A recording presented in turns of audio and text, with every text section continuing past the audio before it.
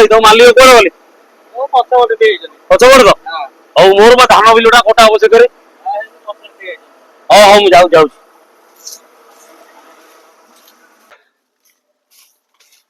ମୋର ଟିକେ କାଟି ଦଉନା।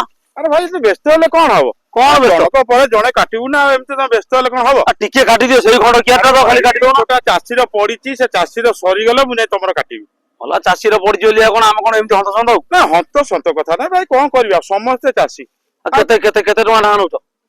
3000 ଟଙ୍କା ନା। 3000? ଆଉ ଟିକେ ମୋର ଟିକେ କାଟିଦିଅ, ଆଗେ ଟିକେ କାଟିଦିଅ। ଭାଇ ଏଇଟା ସରିଯାଉ ତୋର କାଟିଦେବି ଆରାମସେ। ନାଇଁ କେତେବେଳେ କାଟିବ ଟିକେ ନହେଲେ କହୁନ। ସରିଯାଉ ତମ 2 ଦିନ ହେଲା ମତେ ଦଉଛ ବସିକି। ଆରେ ଭାଇ କଣ କରିବୁ, ତାପରେ ତ କାଟୁଛୁ, ଆଉ କଣ କରିବୁ? ଆମେ ବସିଛୁ। ମୋର ସେଇ ଆରପଟ ବିଲଟା। ହଁ ଆପରଟା କାଟିଦେବା। ଆପଣ କାଟିଦେବେ, ଭାଇ ଯାଇଯିବ। ହଉ ହଉ ବ୍ୟସ୍ତ ହବ ନା, ଆଉ ଟିକେ ଅଧଘଣ୍ଟା ଟାଇମ ଦିଅ, ଏଇଟା ସରିଗଲେ ତମେ କାଟିଦେବି। ହଉ ହଉ। ବ୍ୟସ୍ତ ହେଲେ ହବ ନା। ମୁଁ କଣ କରିବି? ଘରେ ମତେ ରଖେଇ ବସେଇ ଦଉନି। ମୋ ବାପା ଦେଖିଲା ବେଳକୁ ଖାଲି ଇଆଡୁ କଥାବାର୍ତ୍ତା କରୁଛି। ଆମେ କଣ କରିବୁ କହିଲୁ ଭାଇ, ସମିତେ ଚାଷୀ, ଆମ ପାଇଁ ସମସ୍ତେ ସମାନ। ଆମେ ତମର କାଟିବୁ, ଆମେ ଆସିଛୁ ମାନେ ଆଉ କଣ ଆମେ ମେସିନ କି ବସେଇକି ଏଠୁ ଆମେ ଯିବୁ? ଆମେ ମେସିନ ଚାଲିଛି।